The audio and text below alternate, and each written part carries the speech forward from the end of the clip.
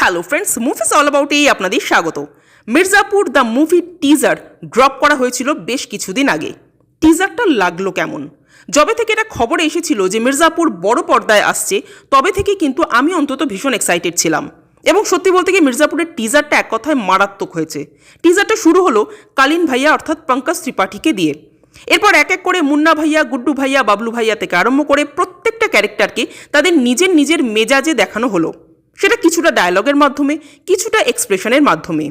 প্রথমেই কালীন ভাইয়ার ডায়লগটা যদি শোনেন, যেখানে উনি বলছেন যে যোগ্য সন্তান কেবল ভাগ্য করেই পাওয়া যায়, আবার কখনো কখনো পাওয়াও যায় না। কারণ আমরা জানি কালীন ভাইয়ার এই আফসোসটা সবসময় থাকতো যে মুন্না ভাইয়া তার যোগ্য উত্তরসূরি নন। এইভাবেই প্রত্যেকটা চরিত্রকেই কিন্তু তাদের নিজের নিজের সিগনেচারে দেখানো হয়েছে। এবারে স্টোরি লাইনটা একটু অন্যরকম হতে চলেছে। যে গল্পটা আমরা ওয়েব সিরিজে দেখে এসেছি তার কন্টিনিউয়েশন কিন্তু এটা নয়। এবার আমরা দুটো নতুন ক্যারেক্টারকে দেখতে পাচ্ছি, এক রবি কিষণ, দুই সুশান্ত সিং। রবি কিষণ যেখানে নেগেটিভ রোলে, সে তো আর বলার অপেক্ষা রাখে না। সেও খুব সম্ভবত পঙ্কজ ত্রিপাঠীর মতোই একজন গ্যাংস্টার। এবং রবি কিষণ ও পঙ্কজ ত্রিপাঠীর একটা খুল্লা লড়াই হয়তো আমরা এখানে দেখতে পেতে চলেছি। একটা জিনিসেরই আফসোস যে এখানে বিক্রান্ত মাসি এবার নেই। সেই জায়গায় অর্থাৎ বাবলু ভাইয়ার রোলে আমরা জিতু ভাইয়াকে দেখতে পেতে চলেছি। যারা ওয়েব সিরিজটা না দেখেই মুভিটা দেখতে যাবেন তাদের নতুন বাবলু ভাইয়াকে দেখে হয়তো প্রবলেম হবে না, বাট যারা সিরিজটা দেখেছেন তারা কিন্তু বিক্রান্ত মাসিকে মিস করবেন। একটা জিনিস আমার একটু অবাক লাগছে যে এই মির্জাপুর ওয়েব সিরিজটাকে মুভিতে কনভার্ট করা হচ্ছে।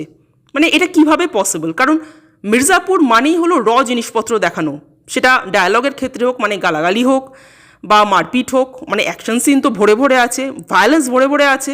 অ্যাকশন সিনের থেকেও বলবো ভায়োলেন্স ভরে ভরে আছে।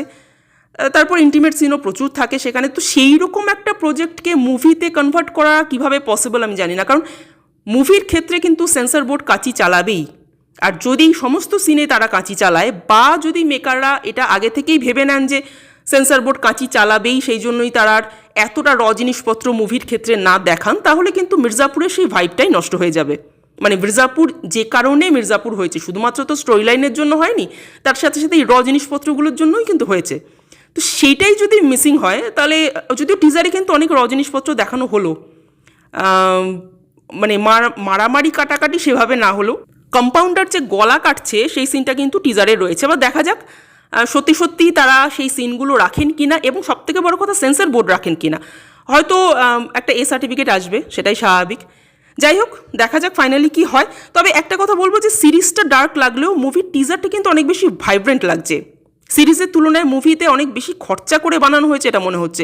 মানে সিনগুলো না অনেক বেশি পলিশড লাগছে। আর ব্যাকগ্রাউন্ড মিউজিকটা তো মির্জাপুরের ভাইবটাকে অনেক বেশি জোরালো করছে। তো ওভারঅল টিজারটা আমার দারুণ লাগলো।